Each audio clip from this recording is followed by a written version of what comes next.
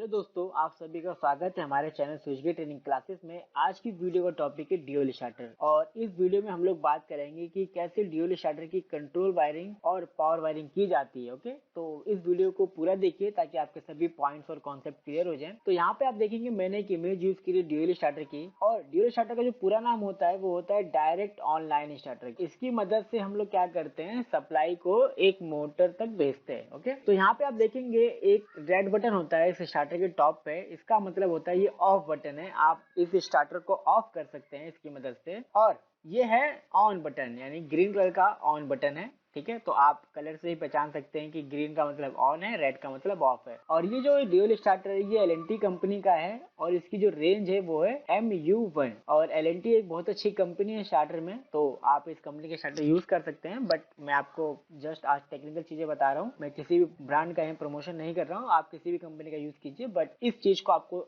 करने आना चाहिए कि पावर वायरिंग और कंट्रोल वायरिंग कैसे होती है। क्योंकि मान लीजिए जब भी आप किसी साइट पे जाएंगे कंप्लेन के लिए और आपको बोला जाता है कि सर इसकी वायरिंग ठीक कर दीजिए, कोई इसमें तार टूट गई हो या फिर ये बटन काम नहीं कर रहा, तो आपके सामने कुछ ऐसा केस मिलेगा। आप इसको देखेंगे ना तो आपको ऐसा लगेगा कि इसमें क्या किया गया है, बहुत सारी तारे का ऐसे मैश बना होता है। तो आपको घबराना नहीं है, बहुत सिंपल है। आपको देखने में ऐसा लग रहा होगा कि इसके अंदर कितनी सारी तारें हैं, कौन सी तार का क्या मतलब है, तो ये सभी हम जानेंगे जब हमें पता होगा पावर वायरिंग और कंट्रोल वायरिंग। अगर ये दोनों वायरिंग हम समझ जाएंगे ना, तो हम किसी भी कंपनी का ड्यूल स्टार्टर होना को समझने के लिए मुझे कम से कम समय लगेगा, क्योंकि मेरे कॉन्सेप्ट तो क्लियर है। हो सकता है कि चीजें आगे पीछे लगी हो, लेकिन पॉइंट वही है, चीजें होंगी। और जब मैं इसकी वायरिंग को सीख लूंगा, उसको फाइंड आउट करूंगा और इसको ट्रबल शूट कर लूंगा, तो बहुत फायदा होने वाला है इस वीडियो से आपका। तो चलिए आगे चलते हैं। ओके, तो ये देखिए मैंने इस स्टार्टर को ओपन किया और यहाँ पे आप देखेंगे जो मैं आपको बोला था ना कि एक ऑफ बटन है एक ऑन बटन है, तो बेसिकली यहाँ पे देखेंगे तो कुछ नहीं है। यहाँ पे क्या है, एक प्रेस कर रहा है। ये क्या कर रहा है, किसी चीज को प्रेस कर रहा होगा ना ये। तो ये किसको प्रेस कर रहा है, यहाँ पे आप देखेंगे ना, ये दो व्हाइट कलर के जो एक बटन है, ठीक है, ये एक बटन है ऑफ बटन और एक बटन होता है ऑन बटन। तो ये बटन क्या करते हैं, इनको प्रेस करते हैं। तो जैसे ये प्रेस होते हैं मेरी मोटर या तो चालू या तो बंद हो जाती है। तो ये इसकी मदद से हम लोग इसको कर पाते हैं। ठीक है, तो कई बार आपसे ऐसे कस्टमर मिलते होंगे जो पैनल यूज करते होंगे। ठीक है, अब पैनल वगैरह में क्या होता है ना कि पैनल की डेप्थ ज्यादा होती है, तो उसमें जो स्टार्टर या कोई भी डिवाइस होता है ना, वो काफी पीछे लगे होते हैं। ठीक है, बेस पे लगे होते हैं। तो क्या होता है कि हम इस बटन को एक्सेस करने के लिए मुझे खोलना पड़ेगा, लेकिन वो लोग क्या करते हैं, अलग से दो पुश बटन लगाते हैं, दो कलर के दो बटन लगा लेते हैं, कुछ इंडिकेटिंग लैंप लगा लेते हैं चालू बंद इंडिकेशन होने के लिए, ताकि पैनल का डोर खोले बिना वो मोटर को ऑन ऑफ कर पाए। ठीक है, ऑन ऑफ कर पाए और चालू और बंद की इंडिकेशन भी ले पाए, मतलब जो भी इंडिकेशन है ना उसको भी वो ले पाए। तो उस तरीके के लिए वो लोग क्या करते हैं, बटन लगाते हैं, इंडिकेटर लैंप लगा लेते हैं। और इसको करने के लिए आपको इसकी वायरिंग पता होनी चाहिए, क्योंकि कस्टमर ये नहीं चाहता कि वो इस बटन की मदद से करे, वो इस स्टार्टर के बटन से नहीं चाहता है, वो अलग से चाहता है कि भाई मुझे अलग से ऑप्शन दे दो, मैं पैनल के डोर पे से चाहता हूँ। तो चलिए इस चीज को समझते हैं कि आखिरकार इसको कैसे अचीव किया जाएगा, कैसे वायरिंग की जाएगी। आपको लग रहा होगा बहुत डिफिकल्ट है, बट बहुत ईजी है। चलिए करते हैं। ओके, तो यहाँ पे सबसे पहले हम लोग समझते हैं पावर वायरिंग। ठीक है, क्या समझेंगे हम लोग, पावर वायरिंग। और पावर वायरिंग का मतलब ये होता है कि आपकी जो मेन सप्लाई है ना, जो मेन सप्लाई आ रही है थ्री फेज की, वो सप्लाई आप मोटर तक कैसे पहुंचा रहे हैं, जो भी मोटर आप यूज कर रहे हैं वहां तक कैसे पहुंचा रहे हैं, इसके बीच में आपने क्या क्या डिवाइस लगाया है। ठीक है, और क्या क्या प्रोटेक्शन यूनिट लगाई है, कैसे कैसे आपने उस सप्लाई पहुंचाई है। क्योंकि अगर मैं डायरेक्ट सप्लाई दे दूंगा तो क्या होगा, सप्लाई आएगी मोटर चलेगी, सप्लाई जाएगी मोटर बंद हो जाएगी, ना ही मैं इसको चालू कर पाऊंगा ना ही बंद कर पाऊंगा। एग्जाम्पल के तौर पे मान लीजिए एक फेज है एक न्यूट्रल है, और मैंने क्या किया, एक लैंप ले लिया, इसको मैंने सप्लाई दे दी। तो अभी देखिए डायरेक्ट सप्लाई दे दिया मैंने, कंट्रोल प्रोटेक्शन कुछ नहीं कर रहा हूँ। तो यहाँ पे क्या होगा, सप्लाई आएगी, लाइट जलेगा, जाएगी, बंद हो जाएगा, और मैं इस लाइट को कभी बंद ही नहीं कर पाऊंगा अपने हिसाब से, क्योंकि यहाँ पे किसी भी तरीके का कंट्रोलिंग यूनिट नहीं है। तो हम क्या करते हैं, हम लोग ये करते हैं कि फेज में क्या लगा देते हैं, स्विच लगा देते हैं।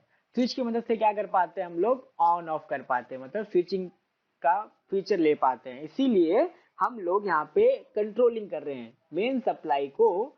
ये जो मेन सप्लाई है सिंगल फेज की, इसको यहाँ तक पहुंचाने के लिए हमने कंट्रोलिंग किया। सेम उसी तरीके से पावर वायरिंग में जो मेन सप्लाई होती है ना, इस मेन सप्लाई को मोटर तक पहुंचाने के लिए इसके बीच में जो भी डिवाइस लगती है उसकी मुझे प्रॉपर कनेक्शन करने पड़ते हैं। ठीक है, अब देखिए क्या क्या डिवाइस लगते हैं। तो यहाँ पे देखेंगे आर वाई बी। ठीक है, आर वाई बी का मतलब आपकी 3 फेज सप्लाई है। क्यों है 3 फेज सप्लाई? क्योंकि मेरी मोटर कैसी है, 3 फेज इंडक्शन मोटर है। ओके, उसके बाद यहाँ पे डॉट डॉट बॉक्स देख रहे होंगे, पहला जो बॉक्स है ये वाला, इसमें जो डिवाइस लगा है, ये जो डिवाइस है ये क्या बता रहा है, ये है स्विच फ्यूज यूनिट। मतलब ये एक तरीके से स्विचिंग भी करेगा, स्विचिंग का मतलब ऑन ऑफ, और ये एक इंडस्ट्रियल स्विच होता है तो ये क्या करता है, आइसोलेशन भी देता है। मतलब अगर आप इसको बंद कर देंगे ना, ये देखिए स्विच है ना एक तरीके से, अगर आप इसको एक बार ऑफ कर देंगे ना तो इसके नीचे सप्लाई जाएगी नहीं। मतलब यहाँ से नीचे सप्लाई पूरी की पूरी कट हो जाएगी और कुछ लीकेज भी नहीं होगा। ठीक है, यहाँ पे क्या लगा हुआ है, एक फ्यूज लगा हुआ है। इस फ्यूज की मदद से क्या होगा कि मान लीजिए जब भी इसके डाउन स्ट्रीम मतलब फ्यूज के नीचे कहीं पे भी अगर शॉर्ट सर्किट होता है ना, तो क्या करेगा, ये फ्यूज इसको सेंस कर लेगा और विद इन 3 मिली सेकेंड आपका ये फ्यूज ब्लोन हो जाएगा, मतलब डैमेज हो जाएगा, और आपके पूरे सिस्टम को, आपके वायर को, आपके कंडक्टर को और मोटर को कहीं ना कहीं उसकी वाइंडिंग को प्रोटेक्ट कर लेगा। इसलिए यहाँ पे हमने ये SFU लगाया है। ठीक है, ताकि आप स्विचिंग भी कर पाओ, प्रॉपर आइसोलेशन ले पाओ और शॉर्ट सर्किट से प्रोटेक्शन भी ले पाओ। उसके नीचे आप देखेंगे तो यहाँ पे क्या लगा हुआ है, ओवरलोड रिले। इस रिले का काम क्या है कि मान लीजिए मेरी मोटर में कभी ओवरलोड हो जाए, क्या हो जाए, ओवरलोड हो जाए। ओवरलोड का मतलब क्या होता है कि मेरी मोटर पे जो भी फुल लोड करंट है मेरी मोटर का, मेरी मोटर उससे ज्यादा करंट लेने लगे। ठीक है, यानी कि ओवर करंट लेने लगे, करंट ज्यादा लेने लगे। मान लीजिए 10 एम्पियर की मोटर है तो वो 12 एम्पियर, 13 एम्पियर, 14 एम्पियर लेने लगे। इसका मतलब मेरी मोटर ओवरलोडिंग पे चल रही है। ठीक है, उसमें कहीं ना कहीं लोड बढ़ रहा है।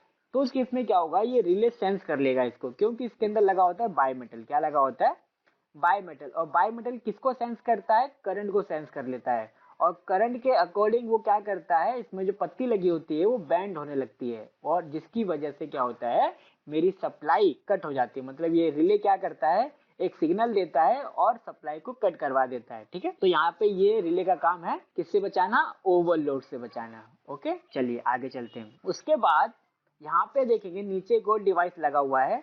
ये जो डिवाइस है इसका नाम है कॉन्टेक्टर। और ये कौन सा कॉन्टेक्टर है, पावर कॉन्टेक्टर है। मतलब मार्केट में अलग अलग तरीके के कॉन्टेक्टर आते हैं, जैसे आपने देखा होगा कंट्रोल कॉन्टेक्टर होता है, पावर कॉन्टेक्टर होता है, ठीक है, कैपेसिटर ड्यूटी कॉन्टेक्टर होते हैं। अलग अलग तरीके के कॉन्टेक्टर आते हैं। जहाँ पे भी मेरा लोड ज्यादा करंट ले रहा है और मुझे वहाँ पे कॉन्टेक्टर लगाना है तो मुझे कहाँ जाना पड़ेगा, मुझे जाना पड़ेगा पावर कॉन्टेक्टर पे। ठीक है, कौन से तरीके का कॉन्टेक्टर लगाना पड़ेगा, पावर कॉन्टेक्टर, आपको याद रखना है हमेशा। ओके, और जैसे कि मैंने अपनी पहली वीडियो में आपको बताया था कि इस कॉन्टेक्टर को चालू बंद करने के लिए हमें चाहिए एक कॉइल, और जो कि इस कॉन्टेक्टर में लग के आती है। क्योंकि ये जो कॉन्टेक्टर होते हैं ना, ये होते हैं एक इलेक्ट्रोमैकेनिकल स्विचिंग डिवाइस। ठीक है, अगर आपने मेरी वीडियो नहीं देखी ना वाली, तो प्लीज उसको जरूर देखें ताकि आपको पता चले कि आखिरकार इलेक्ट्रोमैकेनिकल स्विचिंग डिवाइस क्यों कहते हैं और ये कैसे काम करता है। ठीक है, तो इस तरीके से आप देखोगे ये जो पावर सप्लाई यहाँ से पूरी मोटर तक पहुंची है ना, वो कैसे कैसे पहुंची है। सबसे पहले उसको रास्ते में क्या मिला, एक स्विच मिला।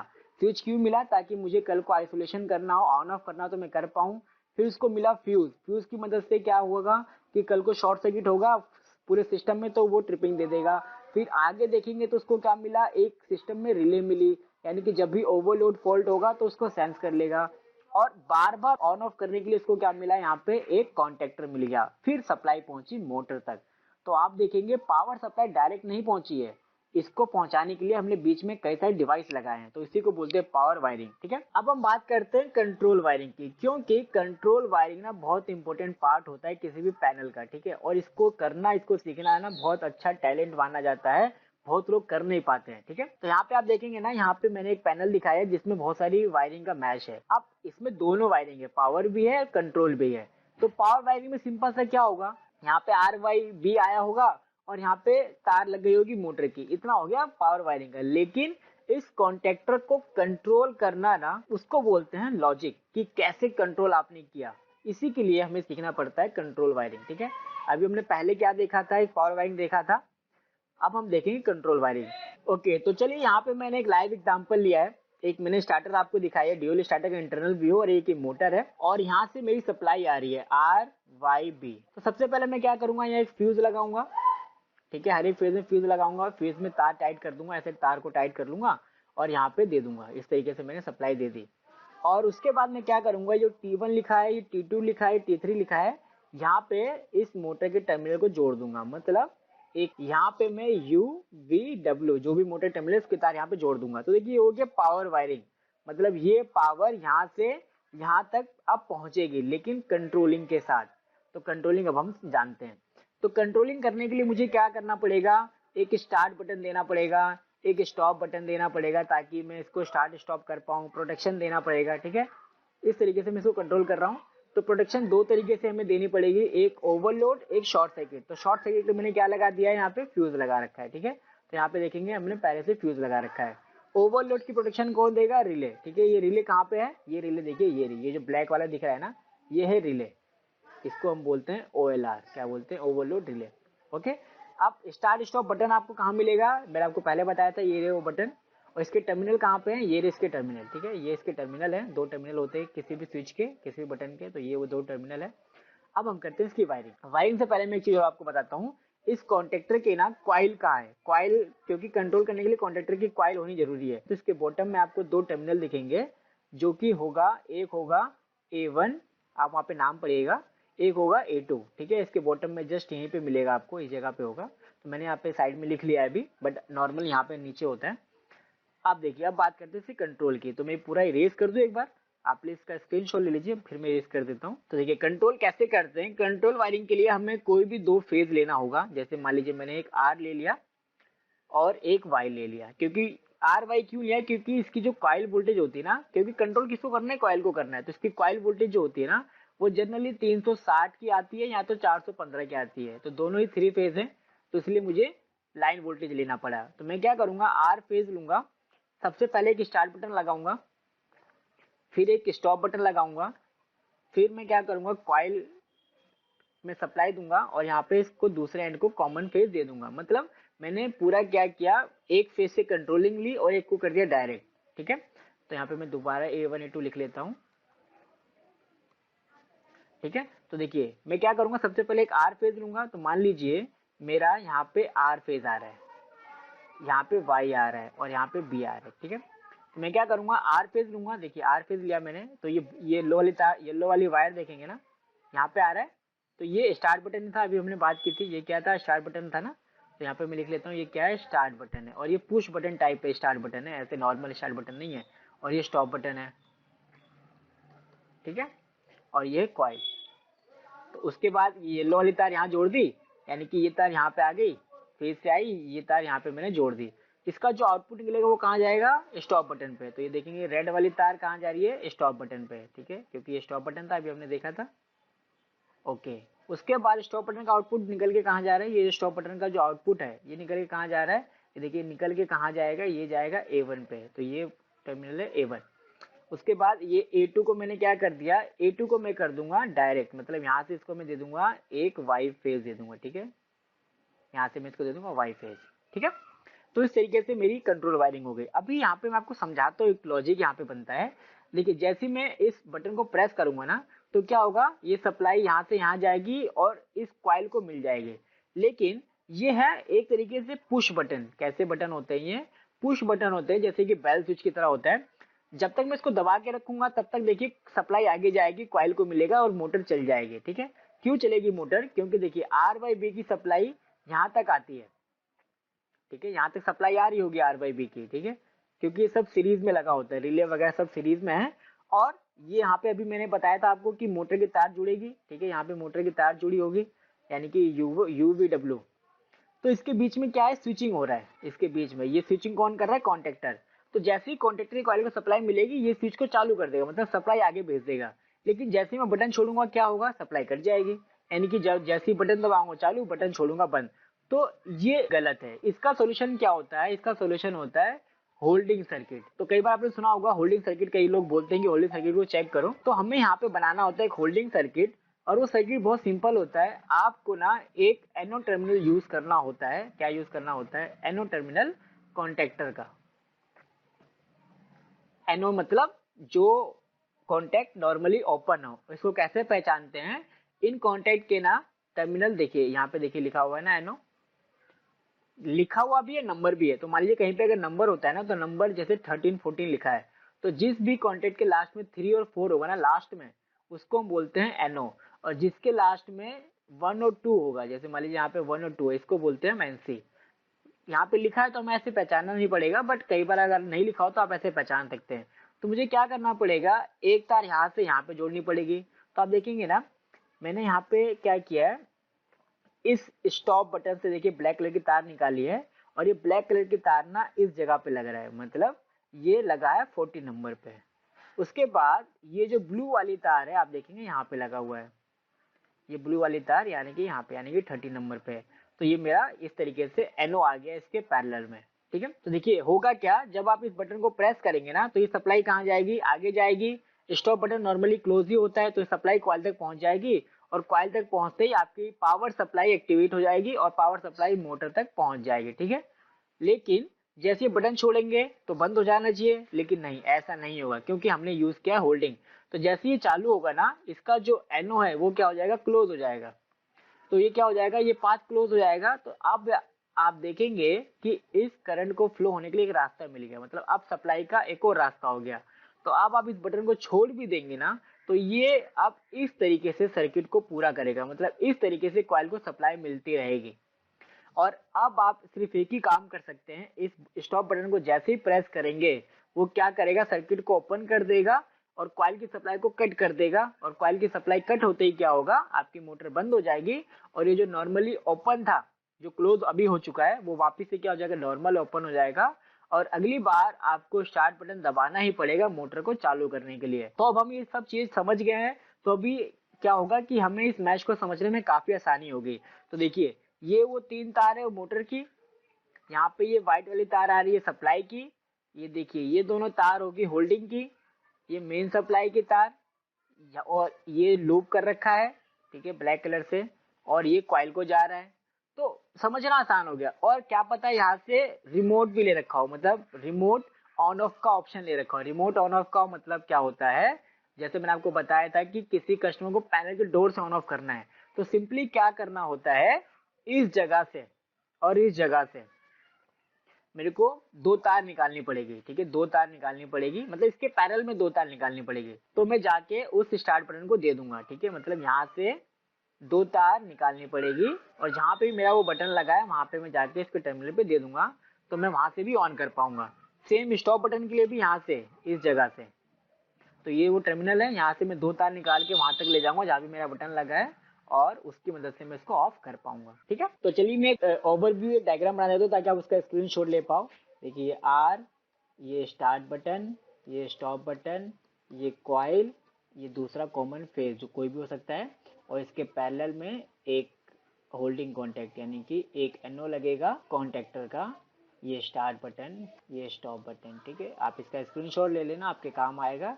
और मान लीजिए मुझे रिमोटली एक्सेस करना है, तो मैं क्या करूँगा, यहाँ से एक बटन, जो भी बटन लगा होगा, इसको मैं बोलता हूँ रिमोट ऑन ऑफ, क्या बोलता हूँ, रिमोट स्टार्ट बटन। जहाँ पे भी आपको रिमोट स्टार्ट बटन लगाना है वहाँ पे तार यहाँ से ले जाइए। सेम यहाँ पे भी, जहाँ पे भी आपको रिमोट ऑफ करना है वहाँ पे आप ये तार ले जाइए और वहाँ पे जोड़ दीजिए। ठीक है, रिमोट स्टार्ट स्टॉप यहाँ से हो जाएगा। ठीक है, ओके। तो अब मान लीजिए मुझे इंडिकेशन लेना है, तो इंडिकेशन कैसे लेंगे, इंडिकेशन लेना बहुत आसान है। तो इस लैंप को जलाना है, ठीक है, तो इस लैंप को जलाने के लिए क्या करना पड़ेगा, जैसे लैंप 240 वोल्टेज का है, तो यहाँ पे इसका न्यूट्रल दे के रखना पड़ेगा।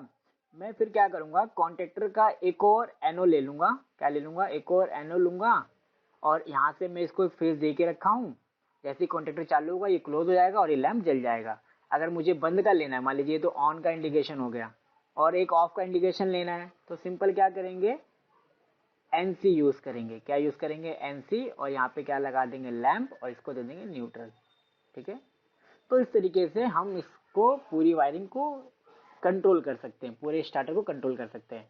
ठीक है, और पावर वायरिंग में सिंपल, जैसे मैंने आपको बताया, सिंपल कुछ नहीं है, आर वाई बी यहाँ पे आएगा, और ये आर यू वी डब्ल्यू यहाँ पे जुड़ जाएगा, खत्म। तो इस तरीके से हम ड्यूल स्टार्टर की पूरी कंट्रोल वायरिंग और पावर वायरिंग को करते हैं। आई होप आपको ये पूरा कॉन्सेप्ट क्लियर हुआ होगा। फिर भी आपका कोई भी डाउट है तो आप कमेंट बॉक्स में मेंशन कर सकते हैं।